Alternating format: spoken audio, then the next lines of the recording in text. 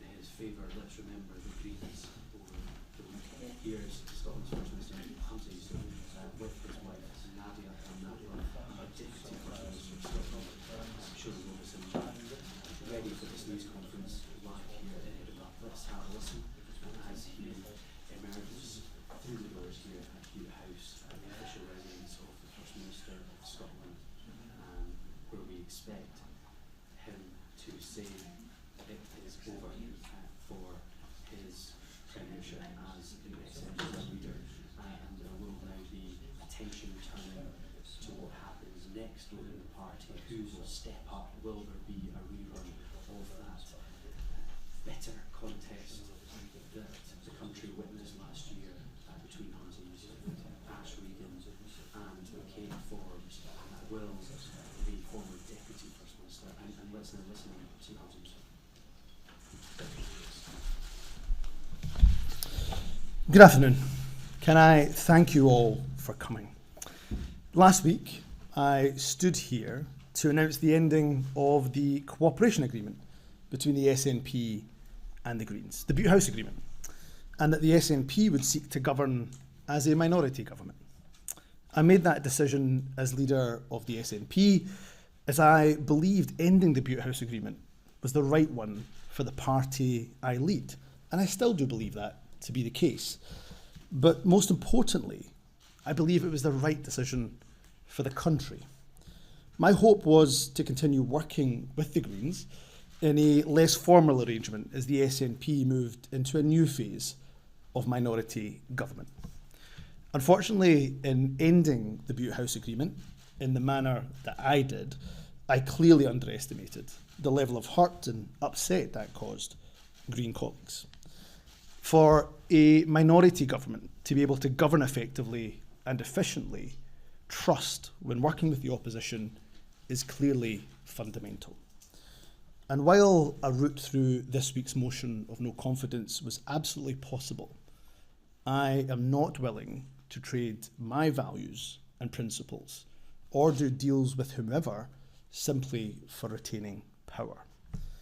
Therefore, after spending the weekend reflecting on what is best for my party, for the government, and for the country I lead, I've concluded that repairing our relationship across the political divide can only be done with someone else at the helm. I have therefore informed the SNP's National Secretary of my intention to stand down as party leader and ask that she commences a leadership contest for my replacement as soon as possible. In order to ensure a smooth and orderly transition, it is my intention to continue as First Minister until my successor has been elected, particularly as the Parliament will be debating some incredibly important legislation in the coming days and the coming weeks. I cannot tell you what an honour it is being the First Minister of the country I love, the country I'm raising my family in, and the only country I will ever call home. As a young boy born and raised in Scotland, I could never have dreamt that one day I would have the privilege of leading my country. People who looked like me were not in positions of political influence, let alone leading governments, when I was younger. But we now live in a UK that has a British Hindu Prime Minister, a Muslim Mayor of London, a Black Welsh First Minister, and for a little while longer, a Scots Asian First Minister of this country. So for those who decry that multiculturalism has failed across the UK, I would suggest that the evidence is quite to the contrary, and that is something we should all celebrate. I've had the honour of serving in government for almost 12 years in a variety of roles. Whatever position I held during my time in politics, I've always been guided by my values. As First Minister, I'm incredibly proud to have a fair tax system, the most progressive in the UK, where those who earn the most contribute the most. And it will always be my core belief that in a country as rich as ours, wealth must be far more evenly distributed. I've no doubt at all that whoever takes over from me will continue the Scottish Government's drive to reduce child poverty. I'm proud that through our actions, an estimated 100,000 children are expected to be lifted out of poverty this year. I also hope that as a country, we can be really proud of the strides that we have made to tackle inequality, prejudice, and discrimination. But let's also acknowledge that far too often in our country, hatred continues to rear its ugly head.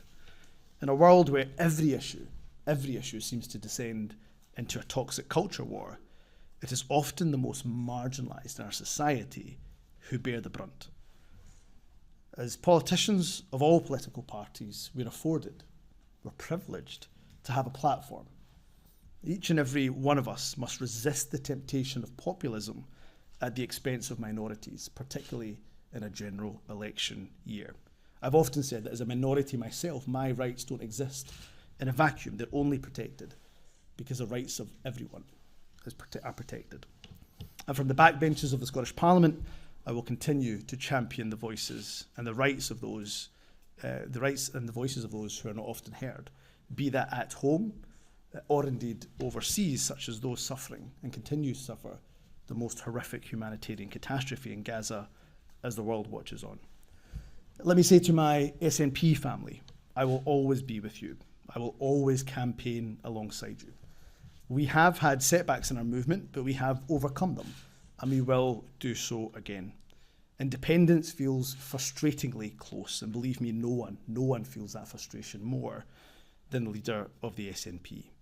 But the last few miles of the marathon are always the hardest, and we have run this race as a team, and I now will prepare to pass the baton to a successor who I'm absolutely certain will lead us over the finish line. And I will tell you today what I will say to that successor.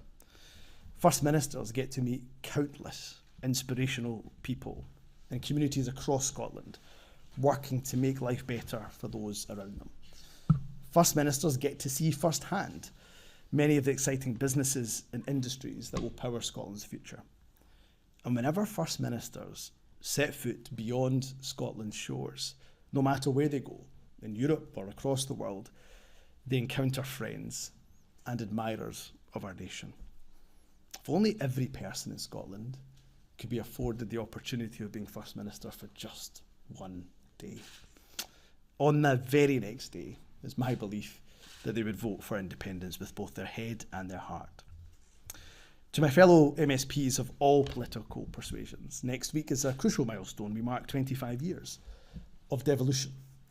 We have an electoral system that is designed for no political party to have an overall majority.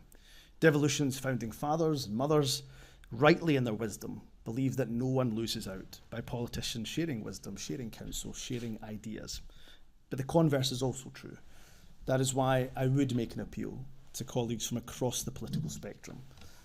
That while government, of course, must act in good faith, so must their opposition, and be prepared to collaborate with us, not just oppose for opposition's sake. The only people who suffer as a result of such an impasse are the very public that we seek to serve. Politics and politicians, not unreasonably, I'm afraid, have often been maligned. However, I truly believe that when we get it right, and often we do, we are a force for good that can transform people's lives for the better. So to my colleagues in opposition, regardless of political party, I genuinely do wish you well. I bear no ill will and certainly bear no grudge against anyone. Politics can be a brutal business. It takes its toll on your physical and mental health. Your family suffer alongside you. I am in absolute debt to my wonderful wife, my beautiful children, and my wider family for putting up with me over the years. I'm afraid you will be seeing a lot more of me from now. You are truly everything to me. And although, of course, as you can tell, I'm sad that my time as First Minister is ending, but I am so grateful, I'm so blessed for having the opportunity that are afforded to so few to lead my country. And who could ask for a better country to lead than Scotland? Thank you very much. First Minister, First Minister, can you make a fatal miscalculation? have you left the party in a worse state than you found it? What's your biggest regret?